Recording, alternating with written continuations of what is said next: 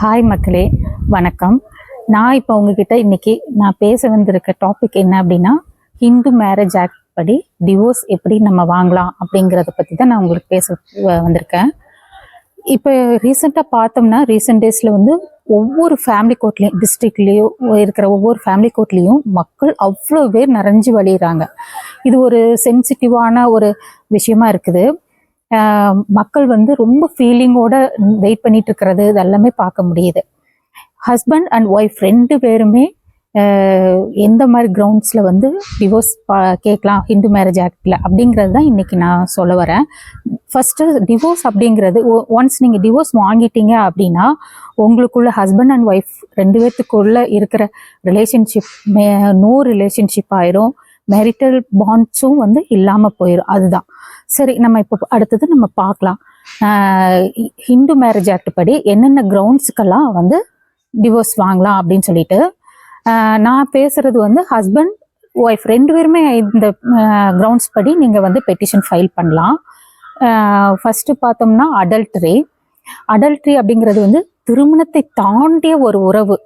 அதாவது ஹஸ்பண்ட் இருக்கிறாருன்னா அவரோட ஒய்ஃபை விட்டுட்டு இன்னொரு பெண்ணோட அவர் தொடர்பு வச்சு ரிலேஷன்ஷிப்பில் இருப்பார். இதே ஒய்ஃபாக இருந்தாங்கன்னா ஒய்ஃப் வந்து அவங்க ஹஸ்பண்டை விட்டுட்டு வேற ஒரு ஜென்ஸ்கிட்ட வந்து ரிலேஷன்ஷிப்பில் இருப்பாங்க. இது அடல்ட்ரி சொல்லலாம்.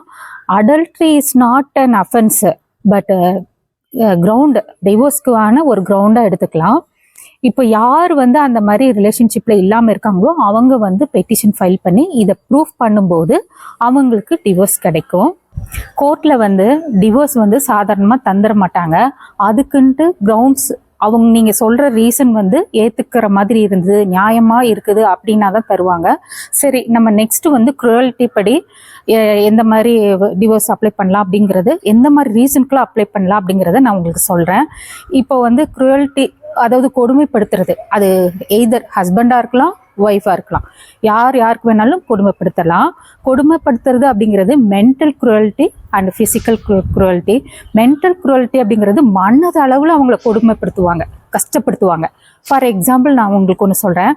இப்போ ப்ரெக்னெண்ட்டாக இருக்காங்க ஒய்ஃப், ஆனால் அவங்க ஹஸ்பண்டுக்கு தெரியப்படுத்தாமல் ஒரு தகவலே சொல்லாமல் இவங்களே ஹாஸ்பிட்டல் போய் அபார்ட் பண்ணிக்கிறது. இது அவருக்கு தெரிய வரும்போது ரொம்ப மனசளவு பாதிப்பார். அப்போ அதுவும் ஒரு க்ரூவல்ட்டி தான். இப்போது ஹஸ்பண்ட் இருக்கிறாரு, அவர் வந்து உனக்கு இவ்வளோ நகை தான் போட்டிருக்காங்க, நீ சொன்ன நகை தரவே இல்லை அப்படின்னு சொல்லி டவுரியில் வந்து ரொம்ப ஃபோர்ஸ் பண்ணுறது. எனக்கு பிஸ்னஸ் பண்ணணும், நீ வீட்டில் போய் கொஞ்சம் அமௌண்ட் வாங்கிட்டு வா, இப்படியெல்லாம் சொல்கிறது. இதுவும் பொருளாதார ரீதியாக மன ரீதியாகவும் அவங்கள வந்து கஷ்டப்படுத்துறது தான் நம்ம சொல்ல முடியும். அது மட்டும் கிடையாது, எப்போ பார்த்தாலும் சந்தேகப்பட்டு வீட்டுக்கு வந்தாலே வீட்டுக்கு வந்தாலே ஹஸ்பண்ட் சொல்லுவாங்க, நீ வேலையில் போயிட்டு யார்கிட்ட பேசிட்டு வந்த, இவ்வளோ நேரம் ஆச்சு அப்படின்ட்டு. இதே மாதிரி ஹஸ்பண்டும் சந்தேகப்படுவாங்க. சந்தேகப்பட்டு பேசுறதும் ஒரு அந்த மனநிலையுமே ஒரு மென்டலி அவங்களுக்கு வந்து குரூவல்ட்டி பண்ணுறது தான் எடுத்துக்க முடியும். அடுத்தது வந்து பார்த்தோம்னா ஃபிசிக்கலி குரூவல்ட்டி பண்ணுறது. ஃபிசிக்கலாக எப்படி பண்ணுவாங்க அப்படின்னா, ஒருத்தரை அடிக்கிறது, சிகரெட்டால் சூடு வைக்கிறது. அது மட்டும் கிடையாது, ஏதாவது கையில் கிடைக்கிறதுல தூக்கி வீசி அவங்க மண்டையை உடைக்கிறது. இந்த மாதிரி நிறைய பண்ணுவாங்க. சுடுதண்ணி ஊற்றுறது, இந்த மாதிரி ஃபிசிக்கலாக அவங்கள வந்து கஷ்டப்படுத்துவாங்க. இந்த மாதிரி கொடுமையும் அது கொடுமைப்படுத்துறதுல தான் வரும். இது வந்து கோர்ட் எந்த மாதிரி எடுத்துக்குவாங்க அப்படின்னா, நீங்கள் வந்து படுற கஷ்டம் வந்து இது இனிமேல் தாங்கவே முடியாது அப்படிங்கிறத வந்து அந்த க்ரூவல்ட்டியை வந்து நிரூபிக்கணும். நீங்கள் யார் பெட்டிஷன் ஃபைல் பண்ணுறீங்களோ அவங்க வந்து அதை ப்ரூவ் பண்ணும்போது உங்களுக்கு கிடைக்கும். அதே சமயத்தில் ஒரே விஷயம் நான் உங்களுக்கு சொல்கிறேன். இப்போ அவங்க ஹஸ்பண்ட் வந்து இப்படி கஷ்டப்படுத்துகிறாரு, ஒய்ஃப் கஷ்டப்படுத்துகிறாங்க அப்படின்னா அதை நீங்கள் மன்னிக்கக்கூடாது. மன்னிச்சிட்றேன், அவர் இவ்வளோ தானே செஞ்சுருக்காரு, அவங்க இவ்வளோ தானே பண்ணியிருக்காங்க, இந்த பிரச்சனையை மட்டும் நான் மன்னிச்சிட்றேன் அப்படின்னு நீங்கள் மன்னிக்கக்கூடாது. மன்னிக்கிறது வந்து க்ரூவல்ட்டியில் வராது. நெக்ஸ்ட் டிவோர்ஸ்க்கான கிரவுண்ட்ஸ் பார்க்கலாம். டிசர்ஷன், ஏதாவது விட்டு போயிடுறது. அதாவது ஹஸ்பண்ட் வந்து ஒய்ஃபை விட்டுட்டு போயிடுறது, இல்லை ஒய்ஃப் வந்து ஹஸ்பண்டை விட்டுட்டு போயிடுறது. அதாவது கண்டினியூவாக 2 years விட்டுட்டு போயிடுவாங்க. அவங்கள விட்டுட்டு வேற ஊருக்கே போயிடுவாங்க, வேற டிஸ்ட்ரிக்ட் ஏதாவது பிளேஸ்க்கு போயிடுவாங்க. அது ஒருவேளை அவங்கள கிட்ட இருக்கிறது வந்து தொல்லையா நினைச்சிட்டு போகலாம், இல்ல கடன் பிரச்சனைனால போகலாம். ஏதோ ஒரு விஷயத்துக்கு இவங்க பிடிக்கல அப்படின்னு சொல்லிட்டு இவங்களை தொல்லையா நினைச்சு போயிடுறது. அப்புறம் போனவங்க ஏதாவது இடையில வந்து இந்த 2 இயர்ஸ்க்குள்ள நான் ஒரு டைம் தான் வந்துட்டு போனேன், 2 டைம் தான் வந்துட்டு போனேன் அப்படியெல்லாம் இருக்கக்கூடாது. கண்டினியூவா அவங்க 2 இயர்ஸ் விட்டுட்டு போயிருக்கணும். அப்போ கிரவுண்ட்ஸ் யார் விட்டுட்டு போனாங்களோ, யார் வீட்டில் இருக்காங்களோ அவங்க வந்து கிரவுண்ட்ஸா, டிவோர்ஸ்க்கான கிரவுண்ட்ஸா எடுத்து பெட்டிஷன் ஃபைல் பண்ணலாம். இதுல வந்து ஆக்சுவல், கன்ஸ்ட்ரக்டிவ் அப்படின்னு சொல்லிட்டு 2 விதமாகவும் சொல்லலாம். ஆக்சுவல் அப்படிங்கிறது அவங்கள ஃபேமிலியை விட்டுட்டு இன்னொரு ஊருக்கு போயிடுறது கண்டினியூவா 2 இயர்ஸ். இப்போ கன்ஸ்ட்ரக்டிவ்ல வந்து என்ன சொல்லுவாங்க அப்படின்னா, அந்த குடும்பத்தோடயே அவர் வீட்லயே தான் இருப்பாரு. ஹஸ்பண்ட் அண்ட் ஒய்ஃபு அவங்க குடும்பத்துல அவங்க வீட்லயே தான் இருப்பாங்க. ஆனா 2 பேரும் சேர்ந்து வாழ மாட்டாங்க, வேற வேற ரூம்ல இருந்துக்குவாங்க. அவங்களுக்குள்ள இருக்கிற தாம்பத்திய உறவு, மேட்ரிமோனியல் ரிலேஷன்ஷிப் அவங்களுக்கு இருக்காது. ஒய்ஃப் வந்து அவங்களுக்கான கடமைகளை, ஹஸ்பண்டுக்கு செய்ய வேண்டிய கடமைகள் எதுவுமே செஞ்சிருக்க மாட்டாங்க.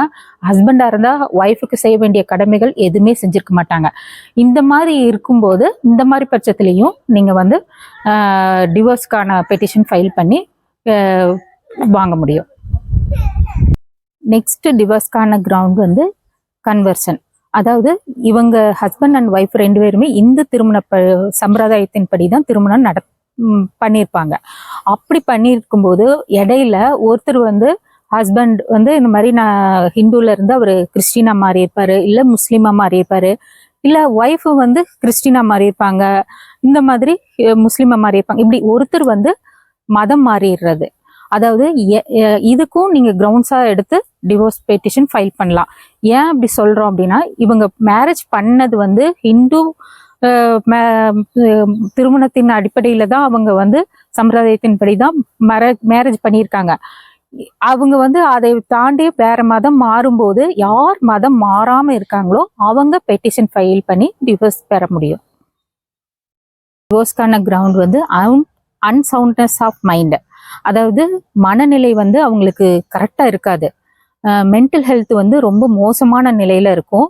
அவங்களோட மன வளர்ச்சி எப்படின்னா ரொம்ப குன்றியதா இருக்கும். இப்போ அவங்க வந்து அதாவது எப்படி இருக்கணும் அப்படின்னா, அவங்களோட மென்டல் ஹெல்த்தை வந்து டாக்டர்கிட்ட போய் சரி பண்ண முடியாத ஒரு சூழ்நிலையில இருக்கணும்.